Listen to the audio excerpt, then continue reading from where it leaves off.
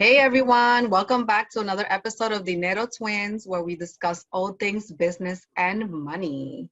Today we have a very special guest with us, which our twin is going to introduce. Hi, twin. Hey, twin. How's everybody doing? Welcome back. Welcome back. We have an amazing topic for you guys today. We're going to be talking about 5 marketing strategies or tips for entrepreneurs or small business owners. And we have an amazing guest speaker that is going to be coming and joining us today. His name is Adolfo Sirias. Sirias has been, he's actually joining us from the Sunshine State. And a little bit about him. He currently owns a digital marketing agency where he helps credit repair agencies, delegate, automate, and grow their business. And one of the things about Adolfo is that he's actually been navigating, sales and marketing since the age of 12. So he has about 10 years in this space, and it's, super knowledgeable. So I had to ask him to, come on this podcast and share with us, some of the things that, business owners and entrepreneurs can apply to their business to help maximize their marketing potential, right? So how are you, Adolfo? Talk to us. Thank you so much, Lisa. It's fantastic. It's an honor, first and foremost. Thank you for getting me on here. It's funny. First time I met you, it was on Instagram. I don't remember if it was me or you who reached out. Oh, it was me, actually. Yeah. So let me explain something real quick. Some value bump right away. Learn about the Dream 100, right? When I saw your account, I knew that you have the audience that I'm after. So I started building the relationship with you, and eventually you just told me, let's get on a call. And that's what we did. And right in the same place where I'm at right now. And I just want to make it relatable. That's why I wanted to come here and have the the recording here. I said, let's do it, Welcome, Adolfo. Yeah, welcome. So we definitely want to start off with some questions for you, Adolfo. The first question that I have, especially pertaining to marketing, can you explain to us a little bit about the old school versus the new school of marketing, and exactly? And well, this is a 2-part question. It's not, the first one is not really a question. It's more like, just give us a little bit of a statement. And then the question will be, is the old school marketing still effective today? Great. All right. So to answer that question, at first we got to define marketing, right?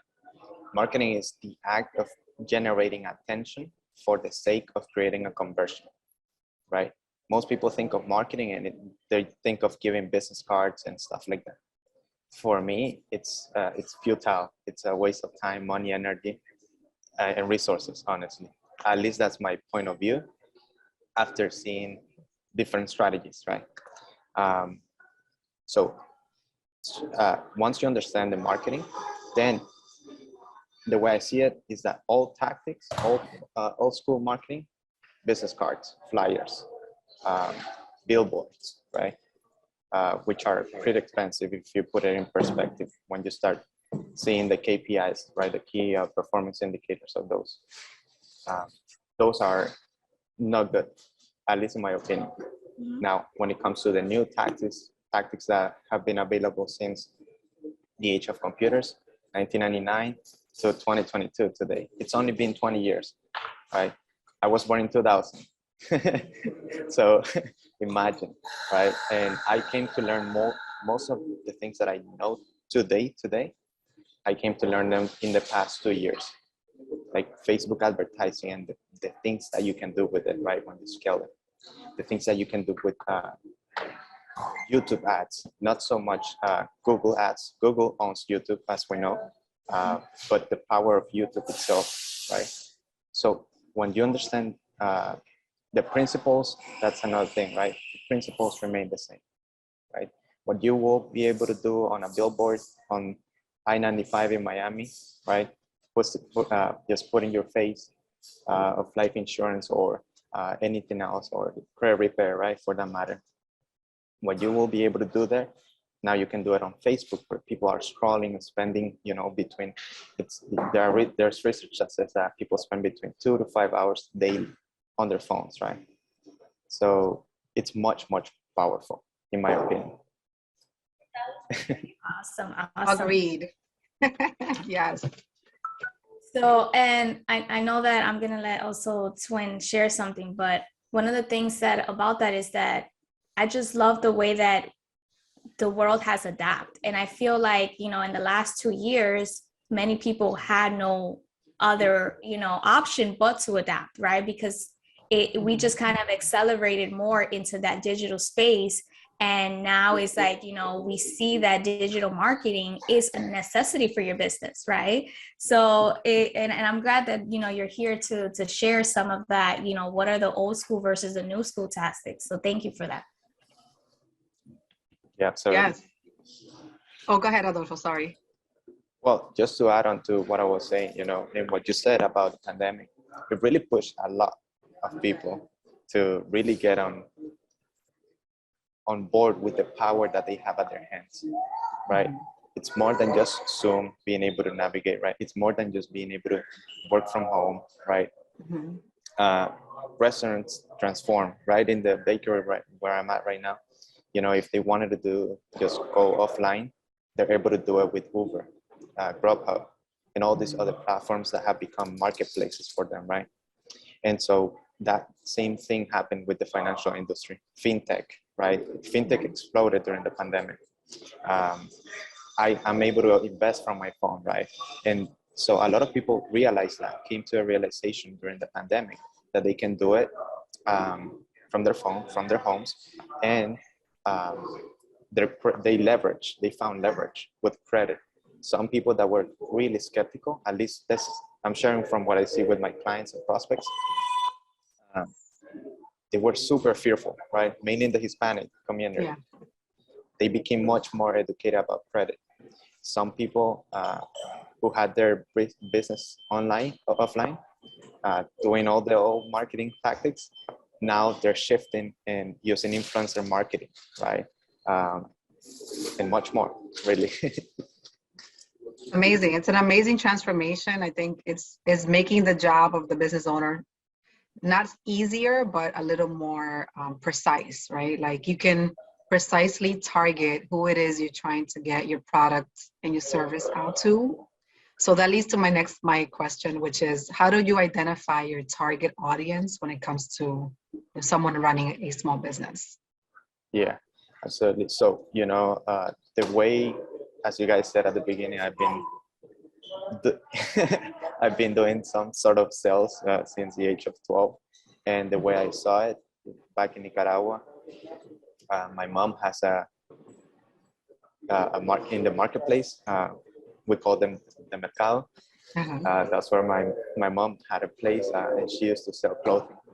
And she will, like, I will see her running around trying to find suppliers and places to get what they need, right? But I never saw that she defined her ideal client. And there will be those clients that were really good that she will be happy to sell in wholesale, to sell all, over and over again. And there were those one-time clients that, you know, will ask for refunds, exchanges, and stuff like that. So when I came to learn about the ideal client concept, that's when everything changed for me. That's when I realized that the first step to start a business, whether it's a small company that you just wanna, you know, a little hobby that you wanna start, or whether you wanna make it a Fortune 500 company someday, start understanding the psychology of the one person you wanna help. And the easiest, simplest way that I would go about it is by looking at myself 1 or 2 years before, from the point where I'm at, right? That's how I started with marketing. 2 years ago, graduated from high school, Miami Senior High School. Let's go Stingarees. And I didn't know what I wanted with my life. I was a good student, very disciplined, was in sports. I read more than the average kid around me. I still had a social life. So I started making a list of those things, the psychometrics, more than the demographics. That's where most people go right away, to demographics. Hispanics or Black community, you know, making 20 to 50,000 a year, so on. Those are demographics. They're good, but they don't tell you the whole picture about the person you actually want to sell to, right? Yes. So when you start making a list, that's how I did it with myself. I knew, okay, I want to target people who are, inquisitive. They're action takers, and boom, boom, boom.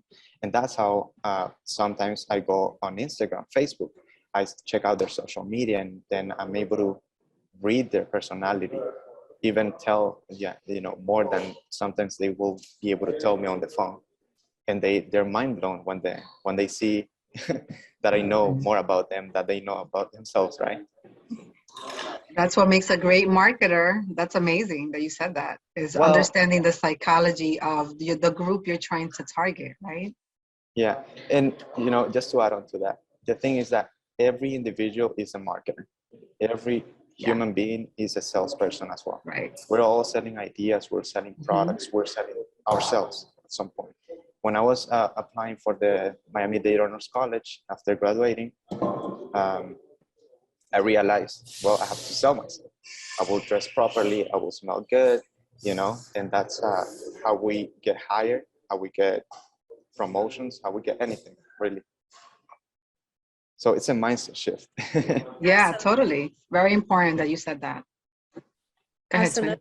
And it's so amazing that you mentioned that, because I still remember vividly, I was studying marketing in college, and I remember having a conversation with someone older than me, and they were like, you are a walking marketing piece with everything that you do, from the way that you wear your hair, from, wearing glasses, or, the way that you dress. Like, you are constantly marketing yourself, out into the world. So it's important. I mean, that always stuck with me, because it's like everything that we do. I mean, I don't want to get too far away from the conversation, but for example, a lot of people may think that Kanye West is an extremist, right? That he may be crazy about his ways, but he's actually a marketing genius. If you actually think about the things that he does, and it will fascinate you. It would definitely intrigue you. So my next question for you, Adolfo, is, how does having a marketing plan add value to a new business? Yeah. So, well, again, what is marketing? That's a definition, right? It's generating attention for the purpose of converting, right? Kanye, what you were saying about Kanye, that's exactly, he has a plan, right? The entire way he did his last album, what's the name of it? I forgot. The Danza album Yes, that one, with right? all the pre concerts and all that, and then canceling them and starting them over, right? That is phenomenal. I mean, Yeah. any industry can apply it. We see it in the music industry. I personally see it with marketers that are way above myself, right? My mentors, right? How they have these campaigns, right? One of my mentors, Russell Brunson, he talks about the way Hollywood launches their movies, right? I went to watch the Spider-Man, the newest movie, right? I forgot, sorry. And at the end of the movie, I saw the trailers for the next movie from Doctor Strange, right? They're already pre-launching.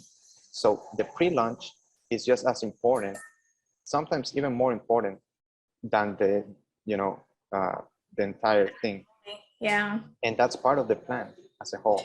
So, understanding that you need a plan, you must have a plan, is fundamental. And that's how you're able to, take $1 on Facebook advertising, for example, and turn it into $2 or even $10, right? Wow. Thank you for adding. Yeah, and listen, and the example of Kanye is so true, because it's like everything he does, you have to, if you sit there and analyze the action itself, you're like, this is genius, right? It's a plan.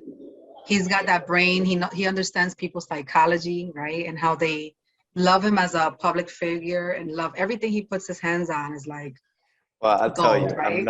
I'm not such a Kanye fan. I don't listen much to his music Yeah, other that's than when I'm fine. Yeah. working out.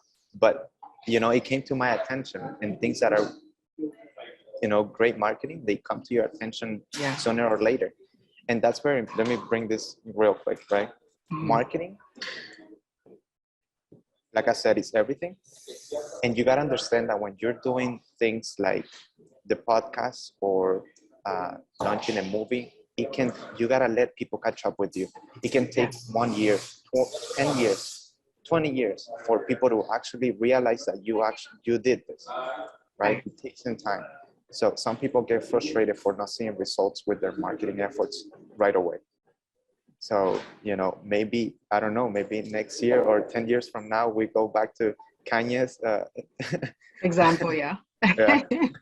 No, you're right. It takes time, that's a great point, because I tell that to a lot of small business owners that I used to work with as well, consulting for them. I would be like, look, what you do now, you got to do it consistently, you gotta do it with a plan, but you're not going to see the results right now. It might be 3, 6, 9 months later, a year later, 2 years later. So it's good once you understand that as a small business, that then, you take your time with it and you fine tune the process, right? It's all about the process too sometimes. Yeah. Most small business owners, they get so caught up with, making money right away. And, my tip, my biggest trick so far, and what I've done in everything from academics to now real life, is that every time I wanted to get something quick, I will give more. For example, with the honors college, I found out who the director was and who some of the panel was there. And I just started learning more about them and seeing what they liked. And I started showing up in their faces and just offering a little bit of value, whatever that looked like for each individual, right? Same way I've been able to travel to 3 continents, as I say, for free. So every time I get, I go on a trip, usually like the Dominican Republic in Santiago. We talked about this, Lisa. Nice.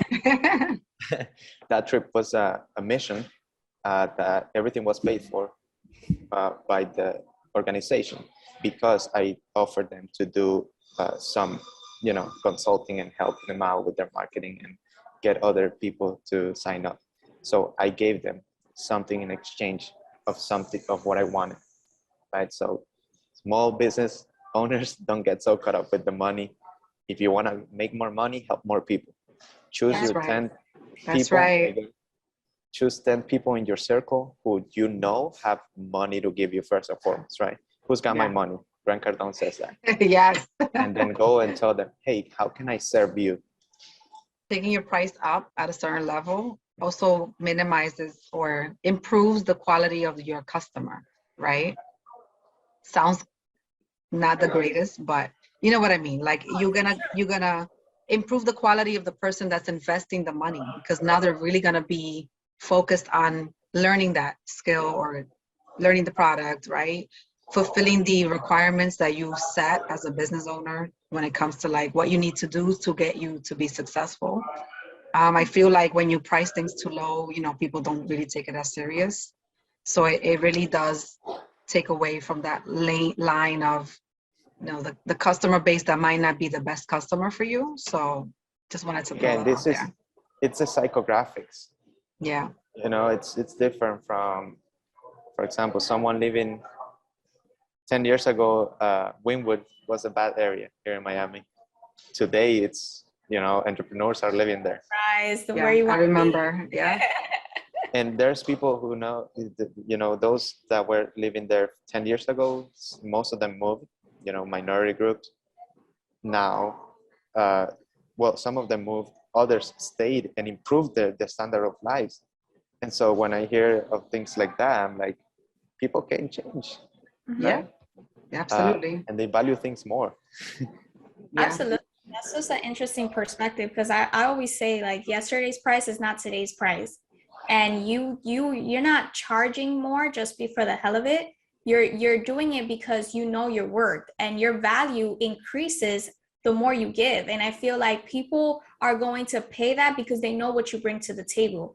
If other people are not okay with your price, that's not your ideal customer anyway. Right? So I think we should be fine with saying, you know what, I got to filter people out, people that are just going to waste my time and take advantage. I learned the hard way, that I have to really start focusing on targeting specific the people that I want to, service. And if I can't help somebody else, it's because I don't want some, but it's because they're not willing to do what it takes to help themselves, right? People want hand-me-downs. People want the freebies, right? All the time. But it's like, if you don't have any skin in the game, you're not going to put in the work. So don't expect me to give you something for free. You have to work for it. Hello, right? Right. It's the 20th century. Like I'm the 21st. What century is this? The 21st, right? Yeah. we have to put in the work. So thank you so much, Adolfo, for just this conversation overall. I mean, I enjoyed having it. And I love the fact that you're so knowledgeable in the space. How can people contact you? If it just get in contact with you in any way, or let's say a credit repair agent is watching this and they say, hey, I need your services. Where can they contact you? So I want to take people to my free stuff so they get to know me a little bit more. Okay. If you go to siriasventures.com/framework, you will be able to grab pretty much, it's a course series where I talk about having the tools, the mindset, and the team to make, really, this is applicable to any business, but for credit repair, to take it to $10,000 or more in 90 days. Wow. Nice. So Okay. This is what you're offering can be applied to any other business. So that course will teach you the fundamentals for credit repair, but the principles apply for any industry. Okay. Got it. That is where they can go, but they can find my personal information at adolfosirias.com. Awesome. Yeah. What we'll do is also we'll add it to the description for those of you watching YouTube. Those on audio, go to our YouTube page and you'll find Adolfo's contact information. Awesome. Thank you, Adolfo.